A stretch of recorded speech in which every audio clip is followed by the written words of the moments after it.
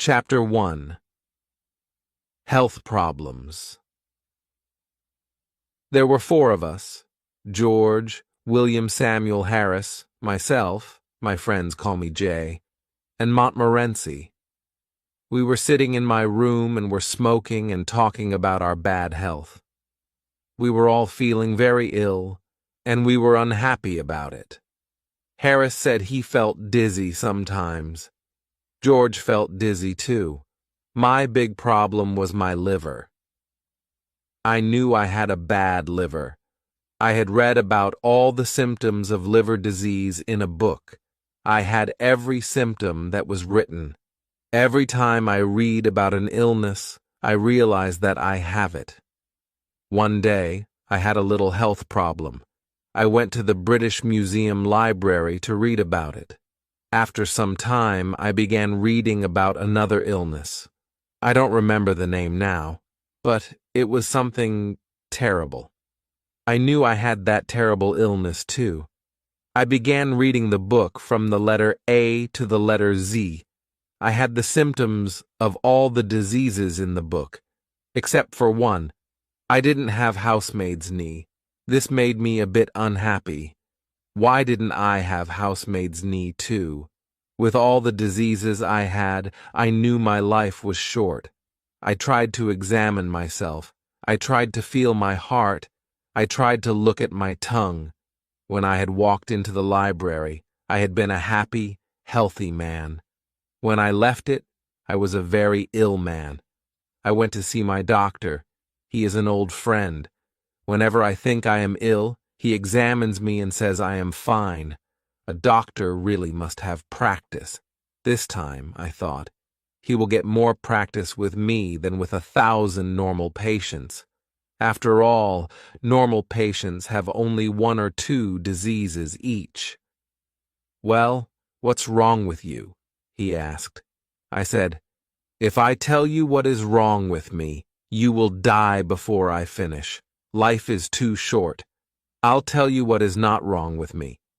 I don't have housemaid's knee, but I have everything else."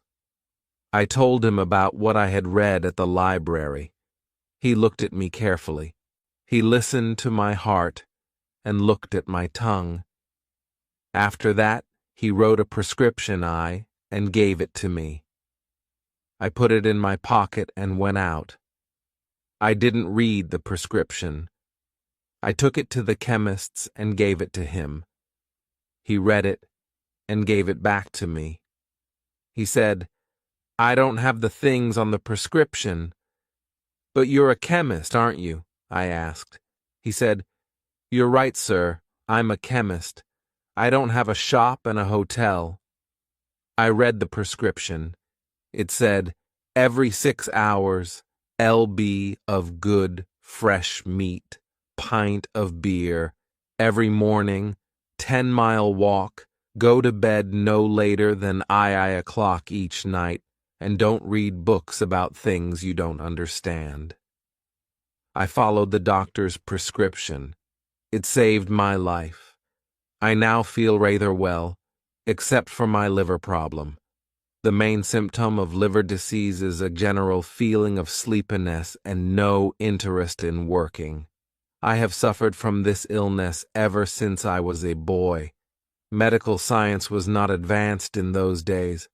Doctors did not know that I had liver illness.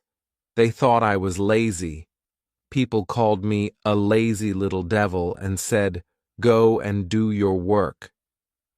They did not know I was ill with liver disease. Instead of giving me liver pills, they gave me blows on the head. Those blows were good for me, because after each blow I went to do my work. That old remedy worked better than a box of modern pills. That evening, George, William Harris, and I sat in my room. We described our illnesses. I explained to George and William Harris how I felt in the morning. William Harris told us how he felt when he went to bed. Then George stood up and told us how he felt at night. George always thinks he is ill, but there is really nothing wrong with him. At that moment, Mrs. Poppets, the housekeeper, I served our dinner. We were not hungry. We ate some meat, onions, and cake. We had no interest in food. We began talking about our illnesses again. We all knew that our illnesses were caused by too much work. "We need a rest," said Harris. "A rest and a change," George added. "Our minds are tired from too much work. We must rest our minds." "Let's go to the countryside," I said. "We'll find a nice, quiet place with no people." Harris said, "Oh, how boring! In the country, everyone goes to bed at 8 o'clock. You can't even find a newspaper. If you want a rest and a change, then the best place is the sea." "What a terrible idea," I said. "A sea trip gives you seasickness. Who wants a whole week of seasickness? You leave on Monday and you're feeling well. On Tuesday you feel worse. Then on Wednesday you're really sick. On Thursday and Friday you're almost dead. On Saturday you can finally drink a few teaspoons of tea.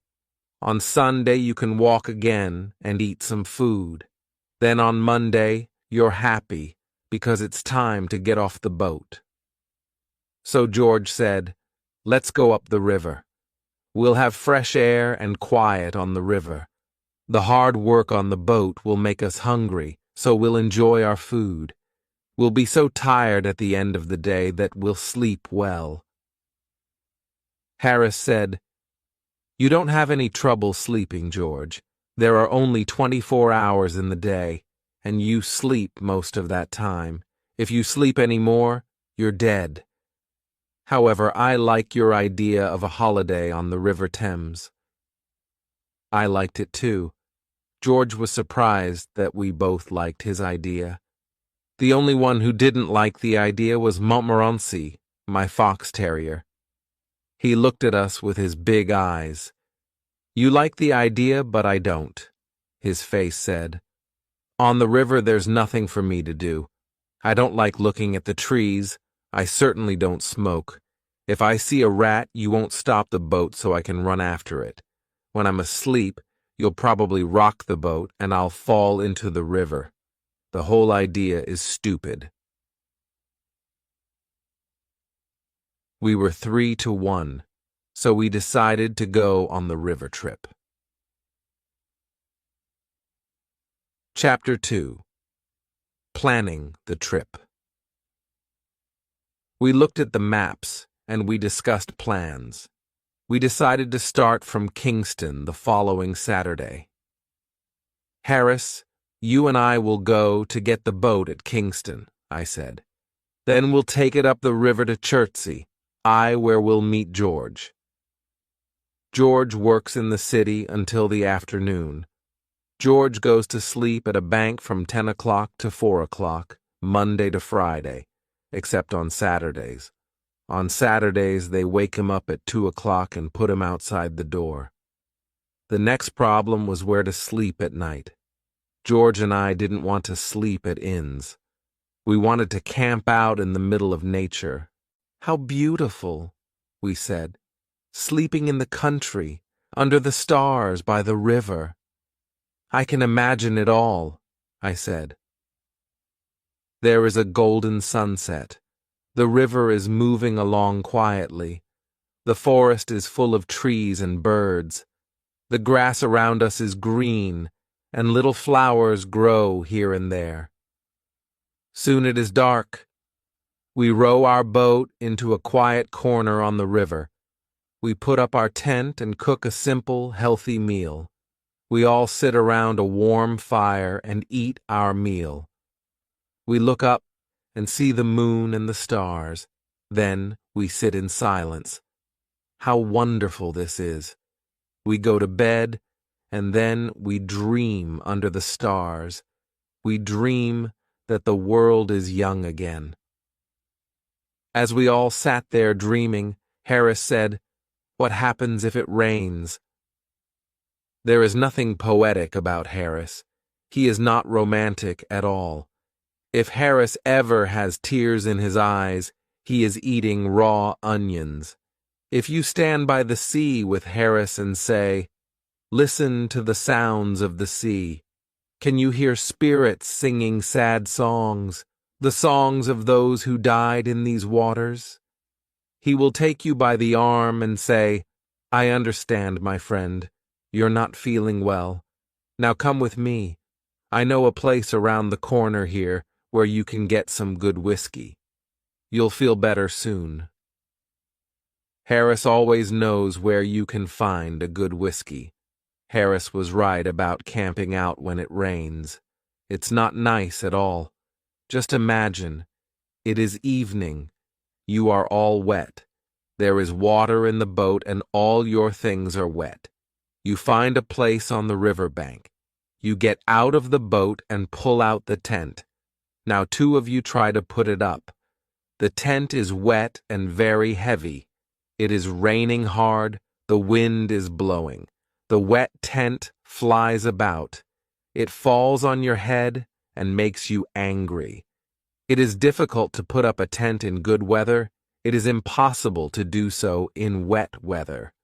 The other man is of no help at all. He is a complete fool. The wind continues to blow and the rain continues to fall. You look at the other man and say, "What are you doing with your side of the tent?" "What are you doing?" he answers. "Don't pull on your side," you shout. "I didn't pull. You pulled," he shouts. "You're doing everything wrong," you shout. "What?" he shouts. "I can't hear you." "You don't know how to put up a tent. We'll never put up this tent," you say. At this point, the third man has pulled the boat out of the water. He is completely wet. He wants to know why the tent isn't up yet. Everyone is wet and angry. Harris was right. Camping out in rainy weather is not a good idea. We decided to camp out in good weather and sleep at an inn or a hotel in bad weather. Montmorency agreed with this decision. He likes inns and hotels. Montmorency doesn't like the quiet life. He prefers noise and confusion. He looks like a good, well-behaved dog. But he's not. When you look at Montmorency, you see an angel from paradise in the form of a small fox terrier. You think he is a sweet, gentle little dog. When old ladies and gentlemen look at him, tears come to their eyes. When he killed 12 chickens, and I paid for them, I changed my opinion of Montmorency. In 1 year, he had 114 street fights with other dogs. An angry woman brought me her dead cat and called me a murderer. Montmorency loves to join the worst dogs. He then takes them around town to fight other dogs. This is his idea of a happy life. Chapter 3 Packing. The following evening, we met again to discuss our plans. Harris said, "Now, we must decide what to take with us. You get a piece of paper, Jay, and you get a pencil, George. I'll write the list." Harris is always like this. He tells everyone what to do, and he does nothing. My old Uncle Podger was just like Harris. When Uncle Podger did a job, everybody in the house helped. One day, Uncle Podger bought a picture. Aunt Podger asked, "Where can we put this picture?" "Leave it to me. Don't worry about it.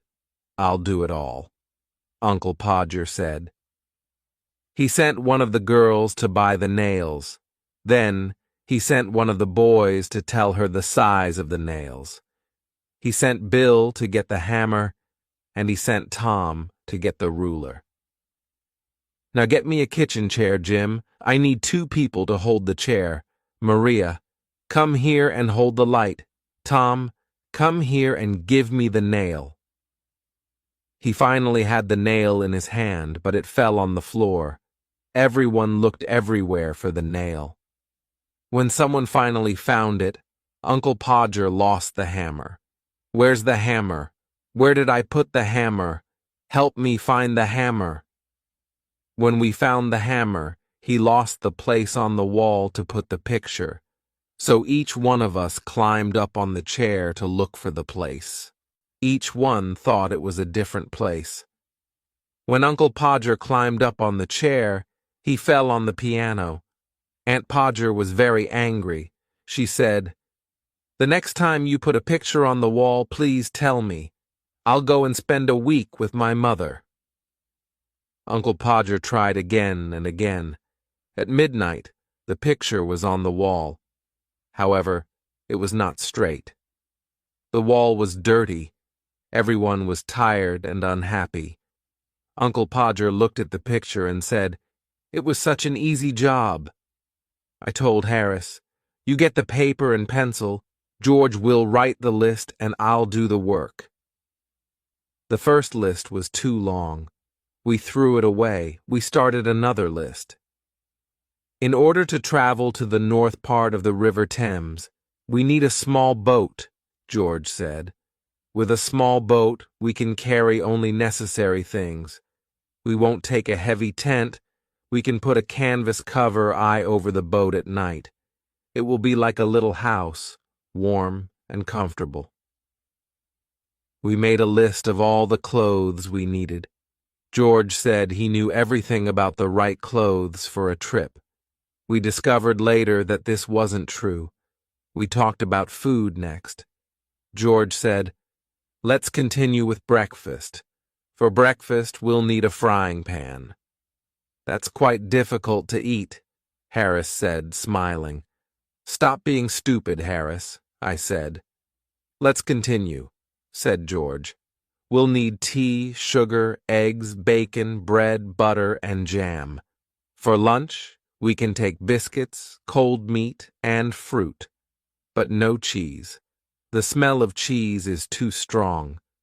After a day or two, everything will smell of cheese. For dinner, we can take meat pies, fruit pies, tomatoes, and green vegetables. This good food will keep us healthy," George said. "We didn't take wine or beer because they both make you sleep." George continued, "We'll also need a teapot, a pan, and a camping stove. We don't want a paraffin oil stove." "Oh no, not a paraffin oil stove," I said. We once took a paraffin oil stove. It was horrible. The smell of paraffin oil was everywhere.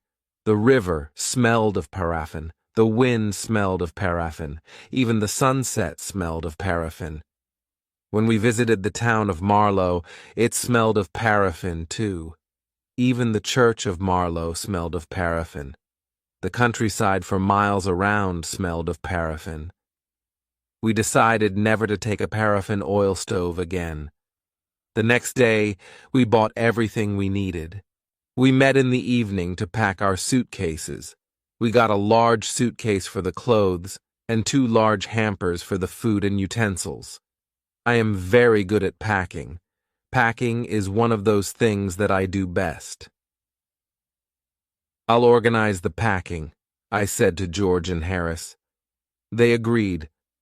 George sat in the armchair, and Harris put his feet up on the table.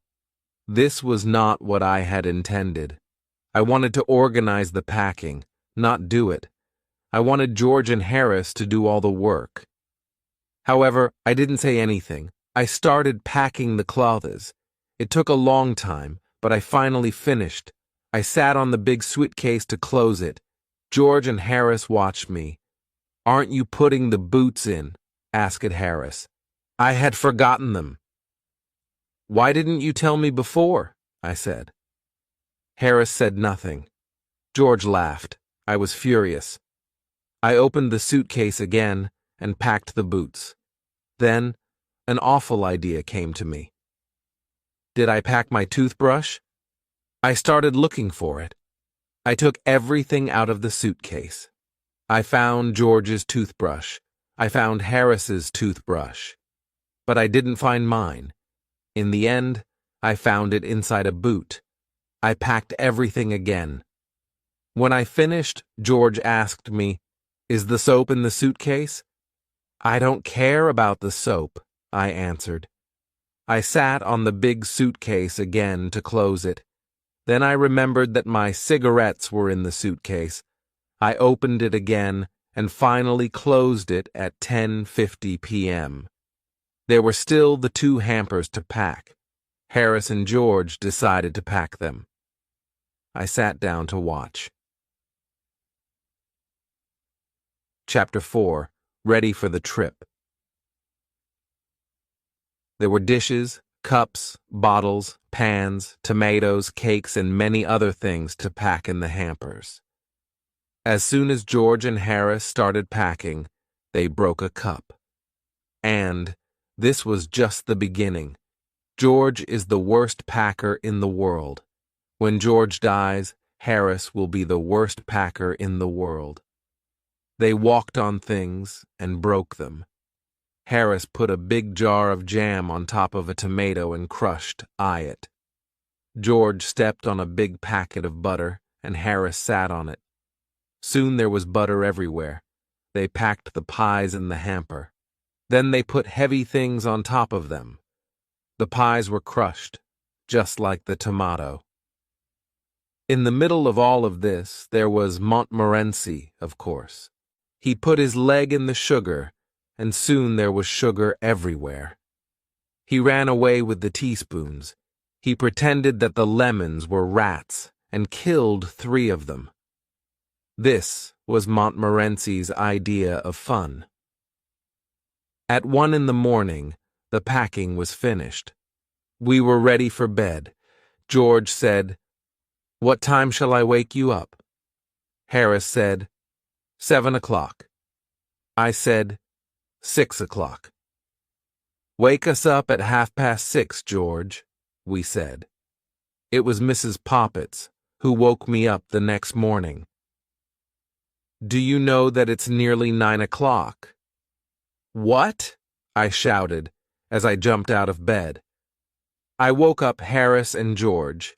We began to get ready, and we remembered that we had packed our toothbrushes, so we went to get them out of the suitcase. This was not an easy job. At last, we were ready to eat breakfast. While we ate breakfast, George read the newspaper. He told us about the people killed on the river and about the bad weather report. George went to work, and Harris and I finished our breakfast. That morning, Montmorency invited 2 of his friends to the house. They fought most of the time. When we were finally ready, we carried our luggage to the road. We waited 20 minutes for a taxi. Taxis usually come every 3 minutes. A crowd of people was watching us. They looked at us, at Montmorency, and at Montmorency's friends. They looked at all our luggage, a big suitcase, a small bag, 2 big hampers, some pans, some umbrellas, 5 coats and raincoats. At Waterloo Station, we took the 11:05 train to Kingston. At Kingston, our boat was waiting for us below the bridge. Harris and I put our luggage in it. We got on the boat happily, but Montmorency was worried. Harris took the oars, and we started our 2-week trip on the River Thames. Harris was wearing a red and orange blazer. It was a beautiful, sunny day. We were enjoying the first moments of our holiday. When we passed Hampton Court Palace, Harris asked, "Have you ever visited the maze here?" He said he had gone into the maze once to show a friend. He studied a map of the maze before going in. He knew it was very easy to get out again. Harris said to his friend, "We'll go in and walk around for 10 minutes. Then we'll come out and have lunch. It's very easy. Take the first turn to the right each time." In the maze, they met some people who had been there for 45 minutes. They wanted to get out because they were lost. Harris said, "Follow me. I'm going out in 10 minutes." The people thanked him and started following him. Other people began following Harris too. Some of them were worried and afraid. He continued turning to the right, but he was still in the maze. Harris got lost. The people were angry with him. They all started calling for help. A young keeper 4 heard them and came to help, but he got lost too. Finally, the old keeper came back from lunch. He let the people out. Everyone was tired and angry. Harris said, "Let's ask George to try the maze on our return trip." "Not a bad idea," I said. When we passed Molasay Lock, we were the only boat in the big lock. Usually, the lock is a very busy place. On Sundays, there are boats everywhere. People like the river and the sun. It's such a beautiful picture. The river, the trees, the flowers, and the people in their colorful clothes. At Hampton, Harris wanted to stop the boat and have a look at the church. I don't like visiting churches, but Harris loves it. I came on the trip only because I wanted to visit Hampton Church. You know, I love churches, churchyards, and tombs. The idea of not seeing Hampton Church with Mrs. Thomas's tomb makes me angry. "Who is Mrs. Thomas?" I asked. "I don't know, but she has a strange tomb," I said. "We must be at Shepperton at 5 o'clock to meet George." Harris said, "George? Why can't George be here to do some work? Why doesn't he help us with this heavy boat? What does he do at the bank? He sits behind a piece of glass all day and does nothing. I work. Why doesn't he work? I'm going to have a drink." "There are no pubs near here. The nearest pub is far away," I said. "What? We'll all die of thirst. No pubs." "If you're thirsty, we have water in the boat," I said. "Water! Water makes people ill," he said. "However, I am very thirsty, and I must drink something." So he took the bottle and drank some water. Chapter 5 First day on the boat, we stopped at Kempton Park and had lunch under the trees. QE. Good food always calms Harris. We reached Sunbury Lock at 3:30. We then went to Walton, which is a historical town. Julius Caesar stayed there with his soldiers. Queen Elizabeth I stayed there too. You can never escape from that woman. She was everywhere. Next, we came to Halliford and Shepperton. There is a tomb in the Shepperton churchyard with a poem on it. I was afraid Harris wanted to stop and visit it. I saw him looking at the church as we passed near it, so I moved the boat suddenly, and Harris's cap fell into the water. He pulled it out and was angry with me. Fortunately, he was worried about his wet cap and forgot about the church. As we came to Weybridge, the first thing we saw was a colored blazer. When we got closer, we saw that George was inside the blazer. Montmorency started barking furiously. Harris and I shouted loudly. George waved his cap and shouted too. The lock keeper I ran out, because he thought someone had fallen into the water. When he saw that no one was in the water, he returned to his work. Now that George was on the boat, we decided to make him work. He did not want to work, of course. "I had a bad day at the bank," George said. Harris, who was a little cruel, said, "Now you're going to have a bad day on the river. A change is good for you. It's healthy. Come on, get out of the boat and tow."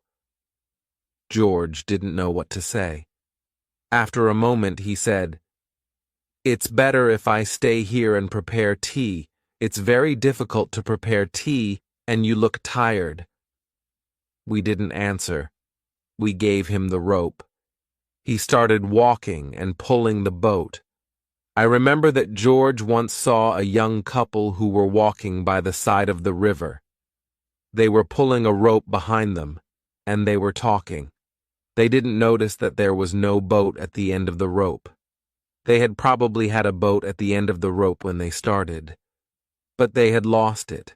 When George saw this, he took the rope out of the water. Then he tied it to his own boat.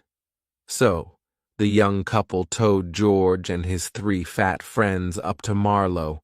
When they looked back, they saw that they were towing a boat that was not theirs. The young man was surprised and angry. The young lady said, "Oh, Henry, where is Aunt Mary?" No one knew what happened to Aunt Mary. The most exciting thing is to let girls tow your boat. You always need 3 girls. 2 of them hold the rope. The third one runs around and laughs all the time. When they are finally ready to pull, they start running. They pull the boat too fast, and they are soon tired. They sit down on the grass to rest and laugh. While they rest, your boat goes out into the middle of the river. "Oh, look," they say. "The boat's gone to the middle of the river." They laugh, jump up, and start pulling it again. Then one of them decides to stop because she needs her hat. Then another wants her red shawl. Now one of them needs a comb for her hair. The other wants her handkerchief. This goes on for most of the afternoon. It is never boring when 3 girls tow a boat. George towed us to Penton Hook. We stopped there and decided to spend the night on the boat. We found a pretty place. We tied our boat to a big tree. We were all hungry and we wanted to eat. However, George said, "No, let's put the canvas cover on the boat first. It will only take a few minutes." It looked simple, but it wasn't. There were 5 metal rods. You put them into special holes in the side of the boat. I didn't think this was dangerous work, but it was. I'm surprised that we are still alive to tell the story. First of all, the metal rods did not go into their holes. We jumped on them, kicked them, and pushed them. When the rods were in their holes, we tried to put the canvas cover on the boat. George took one part of the cover. He tied it at the front of the boat. Harris stood in the middle to help George with the cover. George did his job well, but Harris was completely confused. After 10 minutes of hard work, Harris was inside the cover. He was fighting to get out. He accidentally knocked George down. Now George was inside the cover, too. They fought with the cover. I heard some very bad words. I thought the job must be very difficult. I didn't understand what was happening. George and Harris had told Montmorency and me to stand at the back of the boat. We did exactly that. We waited quietly. We saw the cover moving violently, but we thought this was the correct method. After a long time, we heard George shout, "We can't breathe under here. Why don't you help us, you idiot?" When someone calls for help, I always answer. I went to help them. Poor Harris. His face was almost black. Chapter 6. Harris makes scrambled eggs. As soon as the cover was in place, we started to prepare supper. We wanted some hot water to make tea. We put the tea kettle on the stove. We pretended that we were not interested in the water. We wanted the water to think that we did not care about it. We began to prepare supper. This was the only way to make the water boil on a boat. If the water knows you are waiting for it, it will never get hot. You must not look at it. It's a good idea to shout, "I don't want any tea. Do you, George?" George shouts back, "Oh no, I don't like tea. I'll have milk." "And you, Harris?" "Tea is terrible. I never drink it. I'll have lemonade." This makes the water very angry. At this point, the water will boil. We really wanted that supper. We needed that supper. For 35 minutes, nobody spoke. We just ate and ate. Finally, we all had full stomachs, and we were happy. A full stomach makes you feel kind and generous. We sat and smiled at each other. We smiled at Montmorency, too. We started smoking our pipes and began to talk. We went to bed at 10 o'clock. I didn't sleep well. I wasn't comfortable in the boat. I woke up at 6 o'clock the next morning, and George did too. There was no reason to wake up so early. We were on holiday. Why did we wake up so early? It never happens to us when we're working. We decided to wake up Harris. This was hard work. We used an oar to help us. Harris moved a bit and said, "I'll be downstairs in a minute. Get my best boots ready, please." We tried again with a boat hook. Harris sat up suddenly, and Montmorency fell off the bed. We pulled up the canvas cover, and all four of us looked out at the river. We were very cold. We had planned to go swimming, but the water looked so cold and wet. "Well, who's going swimming first?" asked Harris. No one wanted to be first. George decided to get dressed. Montmorency barked with horror at the idea. Harris went to look for his trousers. I decided to go to the river bank and throw some water on myself. I held on to the branch of a tree as I moved to the water. It was very cold, and I decided not to go in. I wanted to go back to the boat. But suddenly, the branch of the tree broke. I fell into the river along with my towel. I also drank about a bottle of Thames water. "Good heavens, old Jay is in the water," Harris said. "How's the water?" George asked. "It's lovely," I answered. "Why don't you come in?" Nobody wanted to try the water. When I got back to the boat, I was very cold. I wanted to put on my shirt, but it fell into the river. This made me angry. George started laughing. "I don't see anything to laugh at," I said. George laughed even more. I never saw a man laugh so much. I was cold and furious. I was trying to get my shirt out of the river. George was laughing louder and louder.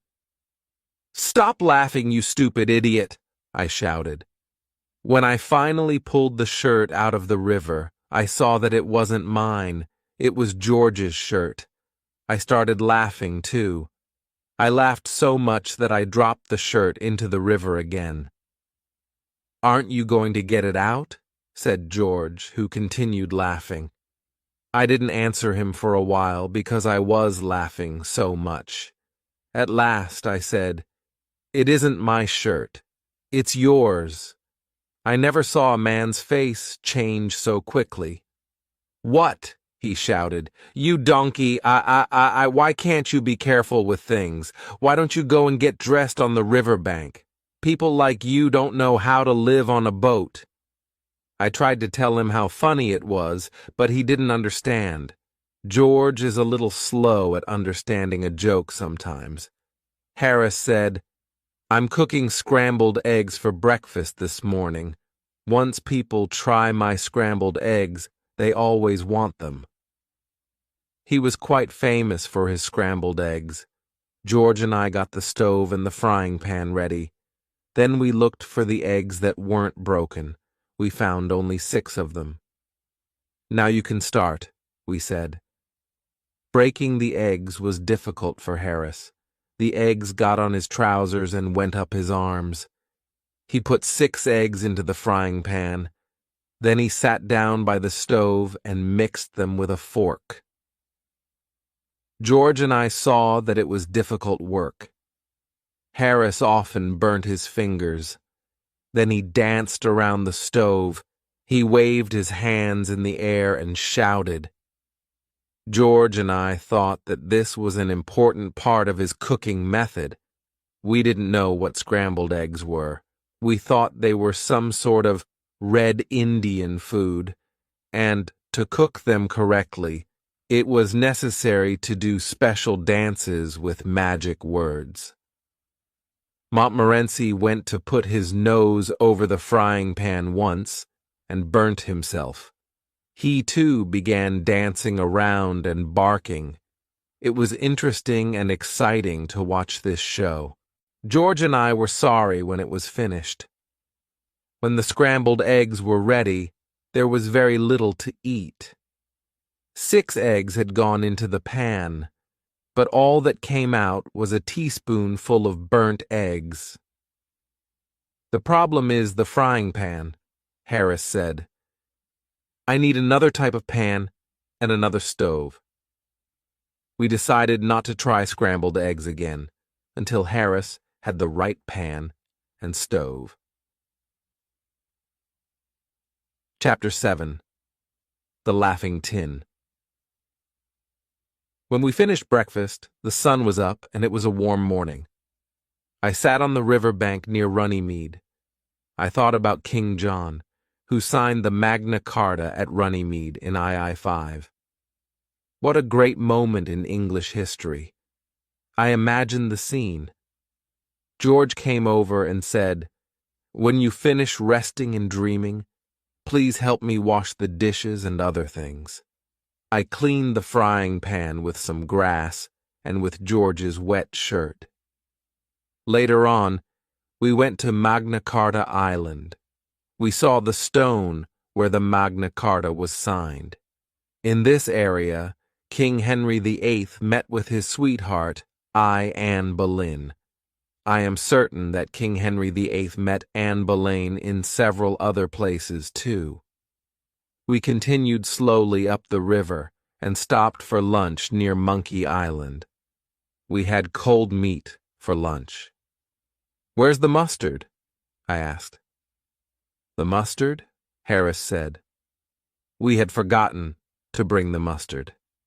At that moment, we all wanted mustard more than anything in the world. "How boring life is without mustard," said George. We ate our cold meat in silence. We thought about the happy days of childhood when there was lots of mustard on the table. The adult world can be a cruel place. All 3 of us loved tinned fruit. George brought out a tin of pineapple. This was perfect to make us forget the mustard. We felt that life was smiling at us again. "Look at the picture on the tin," said Harris. "Ah, I can't wait," I said. "I'm dreaming about the sweet juice," George said. Harris got a spoon ready. Then we looked for the tin opener. We took everything out of the 2 hampers. We took everything out of the bag. We looked in every corner of the boat. There was no tin opener. Harris tried to open the tin with a little knife, and he cut himself. George tried to open it with a pair of scissors. The scissors flew up and almost cut his eye. I tried to open it with a piece of metal. I did something wrong, because I fell into the river. The tin flew away and broke a teacup. Then we all got angry. I started hitting the tin with a piece of wood. Harris hit the tin, and so did George. We changed its shape. We made it square. We made it round. Then we made it flat. But we still couldn't open it. The tin looked at us and seemed to be laughing. It was ugly, and it frightened us. I threw it in the river. Then we rowed away and didn't stop until we reached Maidenhead. It was evening, and a strong wind started blowing. The wind was behind us, and we put up the sail quickly. The wind blew, and the boat flew up the river. I was steering, the boat, and George and Harris were enjoying the trip. Sailing is exciting. It's almost like flying. You feel that you are part of nature. We were alone, and we flew along the river. Far in the distance, we saw a small fishing boat. There were 3 fishermen in it. The sun was going down, and there was a red light on the water. The river seemed magic. It was like a dream. We felt that we were sailing into a strange land. We did not sail into a strange land. We sailed straight into the fishing boat with the 3 old fishermen. At first, we didn't know what was happening. But when we heard the bad words that came from the other boat, we knew we were near people. We also knew that those people were not happy. The 3 old fishermen fell off their seats. There were fish all over them. They slowly tried to get up. As they did this, they cursed us. They didn't curse us with common curses. They used long, special curses. They also cursed our parents, families, friends, neighbors, pets, and jobs. These curses were for the present and the future. Harris stood up and said, "Be thankful for a bit of excitement in your lives.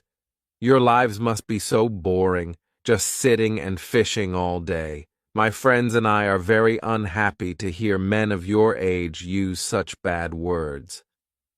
The 3 old men did not agree with Harris. "I'll steer the boat now, Jay," said George. "An intelligent man like you must do better things. Leave the steering to me before we all drown." Chapter 8. Montmorency Meets a Cat. At Marlow, we left our boat by the bridge. We spent the night at the Crown Hotel. The next morning we went swimming before breakfast. On the way back, Montmorency met a cat. Montmorency and I don't agree on cats. I like cats. Montmorency doesn't. When I meet a cat, I stop and say hello. I pet it gently. The cat is happy, and I am too. When Montmorency meets a cat, the whole street knows about it. A lot of bad words fly through the air. As soon as Montmorency saw the cat, he barked with happiness. The cat was walking slowly across the street. Montmorency ran after the cat. But the cat didn't run. He didn't understand that his life was in danger. This cat was big and black. It had half a tail, half a nose, and only 1 ear. It was a clever street cat.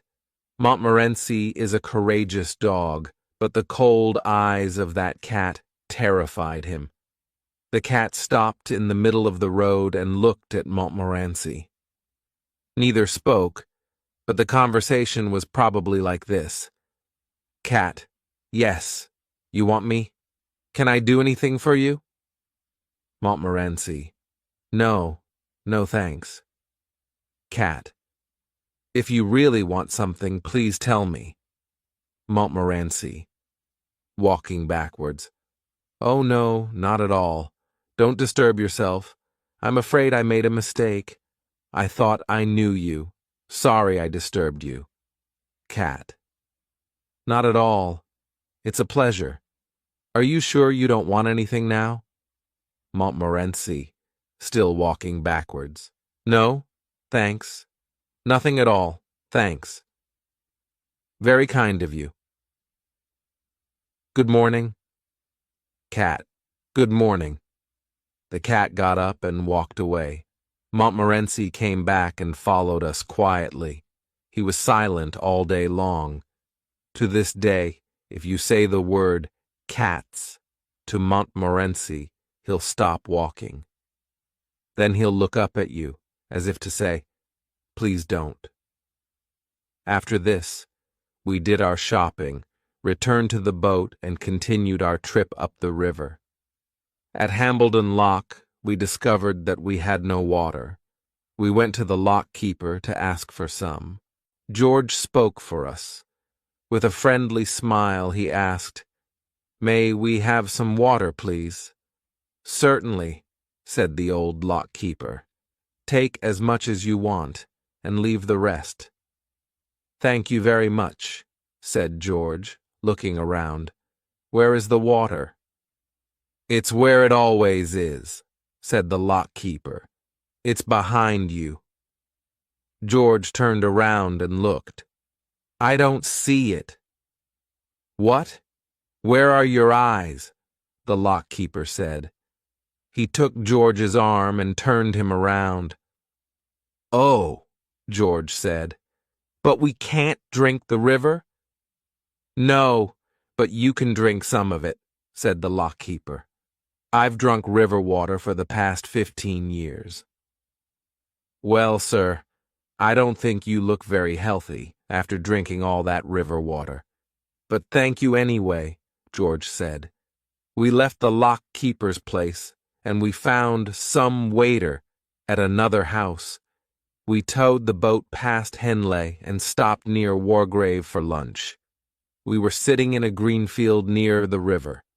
Harris was cutting a meat pie. George and I were waiting with our dishes. I need a spoon, said Harris. The hamper was behind us. George and I both turned around to get a spoon. In 5 seconds, we had the spoon. When we turned back, Harris and the meat pie were gone, disappeared. It was a wide open field. There were no trees nearby. Harris did not fall into the river because the river was far from us. George and I looked all around. Then we looked at each other. Has he gone up to heaven? I asked. Angels don't take meat pies to heaven, George said. You're right, I agreed. Then there has been an earthquake, George said. I'm sorry he had the meat pie with him. Sadly, we looked at the place where Harris and the meat pie were sitting. Then, with horror, we saw Harris's head, only his head. It was in the grass. His face was red and furious. George was the first to speak. Say something. Are you dead or alive? Where is your body? Oh, don't be an idiot, Harris shouted. I think you made this happen. You told me to sit there. It's your stupid joke. Here, take the pie. Harris didn't know it, but he had been sitting next to a big hole. The long grass covered it. He fell into the deep hole without knowing anything. At first, he thought that it was the end of the world. Harris still thinks that George and I planned it all. Chapter 9. Fighting Swans. After lunch, a gentle wind pushed us up the river past Wargrave and Shiplake. We got out of the boat at Sunning and walked around the village. Sunning is a lovely village. Everything is clean and beautiful. Each house is covered with roses. We decided to return to one of the Shiplake Islands to spend the night. George said, Let's have a special supper tonight. Let's make an Irish stew. We can put everything into one big pan. What a wonderful idea, Harris and I said. I'll get the wood and make a fire, George said. You two can peel the potatoes. This was a very big job. We were happy and excited. But when we peeled our first potato, we understood that this was not exciting. It was hard work. The first potato we peeled looked like a pea. George looked at it and said, No, no, no, there's no potato left. Do it like this. We worked hard for half an hour, but we peeled only 4 potatoes. We refused to continue. Well, just put the potatoes in without peeling them. Let's add some carrots and other vegetables. Look in the hampers and take out all the pieces of old food. We'll put them in the stew. You can put anything in a stew. We found half a pork pie, a tin of fish, and a few broken eggs. We added these to the stew. Montmorency watched us carefully and then left. After a while, he returned with a dead rat in his mouth. He wanted to add something to the stew, too. We discussed it first. Harris said, "It's all right to add the dead rat. It will be mixed with the other things. A stew needs many ingredients." George said, "Well, I don't want to try anything new. Maybe next time. I'm sorry, Montmorency." Harris said, "If you never try anything new, you'll never discover things. It's men like you, George, who slow down the progress of our world." George didn't listen to Harris. The stew was a great success. It was delicious, excellent in every way. We all really enjoyed it. After the Irish stew, George and I decided to go to Henley for an evening walk. Harris wanted to stay on the boat and drink a whiskey. When we returned to the boat, Harris was sad and confused. "What happened to you, Harris?" "Swans," he said. We had left the boat near a swan's nest. When George and I were in Henley, Mrs. Swan came back to the nest. She started to shout at Harris. Harris frightened her away. She went to get her husband, Mr. Swan. Harris had a terrible fight with these two swans. Harris finally won the fight. However, half an hour later, Mr. and Mrs. Swan returned with 18 other swans. There was a horrible fight. The swans attacked Harris and tried to pull him off the boat. They wanted to drown Harris and Montmorency. Harris fought with courage for 4 hours. In the end, the swans slowly swam away to die. "How many swans were there?" George asked. 32, said Harris, who was sleepy. "But you said 18 before," George said. "No, I didn't. I said 12. Do you think I can't count?" We never discovered the truth about the swans. We asked Harris about it the next morning. He said, "What swans?" He thought that George and I were dreaming. That night, Harris had trouble sleeping. He woke me up about 12 times during the night. He was looking for his clothes. George woke you up, too. "Why do you need your trousers? It's the middle of the night," George said. Later, Harris was looking for his shoes. Then he asked for his socks and his umbrella. We woke up late the next morning. We had a small breakfast, and we were ready to go. We agreed that we would row the boat and not tow it. Harris said, "George, you and Jay can row. I'll steer." I didn't like this idea, and I said, "No, Harris. You and George row so that I can rest." I was doing too much work on this trip. I always think that I work too much. It's not because I don't like work. I love it. I find it very interesting. I can sit and look at it for hours. You can't give me too much work. I like collecting it. My office is full of it. I'm very careful with my work, too. Some of the work in my office has been there for years. It is in perfect condition. It isn't dirty or anything. That's because I take good care of it. Harris said, "On this boat, I'm the only one who works." George said, "You do nothing but eat and sleep, Harris. I'm the only one who works. You and Jay are very lazy people." Harris laughed and said, "George, work! Have you ever seen George work?" I agreed with Harris. George never worked. "How do you know if I work, Harris? You're always sleeping, except at mealtimes. Have you ever seen Harris awake, except at mealtimes?" George asked me. I agreed with George. Harris worked very little on the boat. "Oh, please. I do more work than old Jay," Harris said.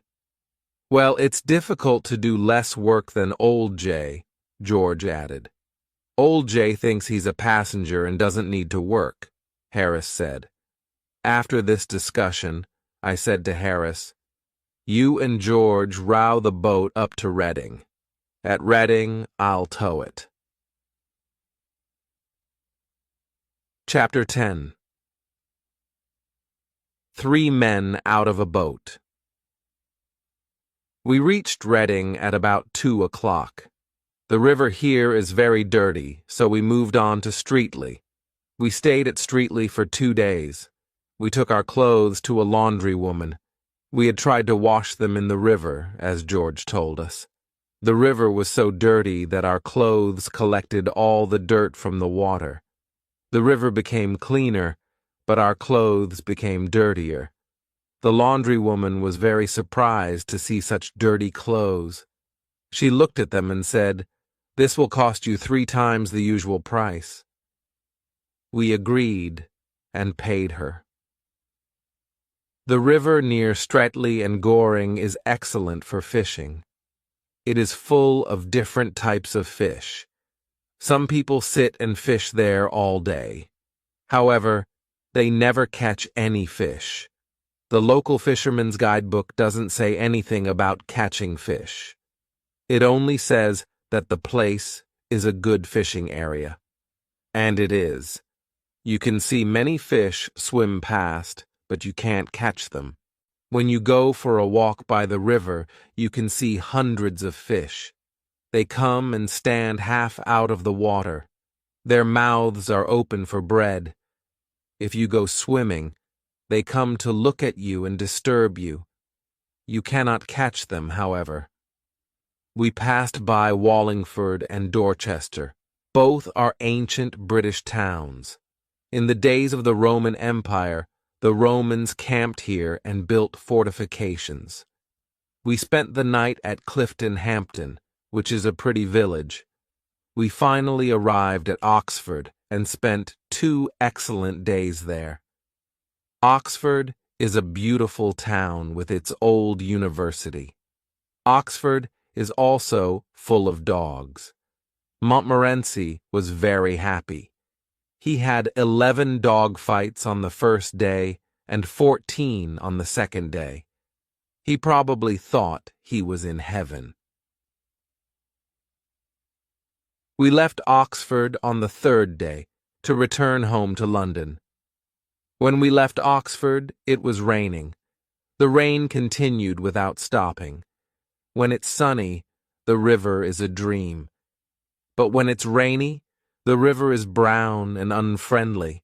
It rained all day. At first, we pretended to enjoy it. Well, this is a nice change. Too much sunshine is boring. Nature is beautiful even when it rains, I said. Yes, Harris said. It's good to see the river in all kinds of weather. The rain is good for you. I can't understand people who are afraid of a little rain. Harris and I sang songs and we were quite happy. George did not agree. He stayed under the umbrella. We put up the canvas cover before lunch. We left a little opening to see where we were going. We continued our trip for another 9 miles. We stopped for the night at Day's Lock. We did not have a happy evening. The rain never stopped. Supper was not good. We were really tired of cold meat. We dreamt about our favorite foods. Harris talked about fish cooked in a special sauce. Harris gave his cold meat to Montmorency. He looked at it and turned his head. He seemed insulted by Harris's offer. He went to sit at the other side of the boat alone. George said, "Please don't talk about good food until I finish this cold meat." We played cards after supper. After that, we had some hot water and whiskey. George told us about a man he knew. This man had slept on the river in a wet boat like ours. He got very ill and died 10 days later. Of course, we began talking about other illnesses. After a while, Harris said, I've got an awful headache. It must be the rain. Well, I've got a bad backache, I said. To make us feel happier, George sang to us. That made Harris and I cry, and it made Montmorency howl. There was nothing else to do, so we went to bed. We didn't sleep well at all. We were awake at 5 o'clock the next morning. Our second rainy day was the same as the first. It rained all day. We moved slowly along the river. We agreed to continue our trip, even if it killed us. It's only 2 more days, Harris said. We're young and healthy. Maybe we'll be all right. We talked about our evening. With this weather, we can have dinner and take a walk in the rain. Or we can have dinner and spend an hour in a pub, I said. That's not very exciting, said George. It's much more interesting to go to the Alhambra Theatre in London, said Harris. And then have supper at that little French restaurant, I added. But we have decided to stay and die on this boat, said George. However, there's a train that leaves Pangbourne after 5 o'clock. It gets to London in time to eat something and then go to the theater. Everyone was silent. We didn't say one word. We looked at one another. Then we got out the big bag and got our clothes ready. 20 minutes later, 3 men and a dog were going to the railway station. We lied to the boatman at Pangbourne. We didn't have the courage to tell him the truth. We were running away from the rain. We asked him to take care of the boat until the next morning. If something happens, we'll write to you, we said, telling him a big lie. We reached Paddington Station at 7 o'clock. We went directly to the restaurant and had a small meal. Montmorency stayed at the restaurant while we went to the theater. We'll return at 10:30 for the dog and for a good supper, I told the restaurant owner. The man at the ticket office of the theater said, "Oh, you're the famous acrobats from the Himalaya mountains. You're late for the performance. Please use the side door." We explained to him that we were not acrobats. He understood and sold us 3 tickets. Our clothes probably looked a bit old and strange. At the Alhambra Theatre, everyone looked at our clothes and smiled. Some people laughed. After the theater, we went back to the restaurant. We enjoyed our delicious supper. After 10 days of eating cold meat, we were thankful for this supper. We ate it without speaking. Then we sat back and felt happy and kind. Harris, who was sitting next to the window, pulled back the curtain. He looked at the wet street. It was rainy and dark. The wind was blowing. A few people walked past under their umbrellas. Harris took his glass and said, "Well, we had a good trip, and I say thank you to old Father Thames. But I think we were right to come back when we did. Here's to 3 men well out of a boat." Montmorency stood on his back legs in front of the window. He looked at the wet night and gave a short bark of agreement. The end.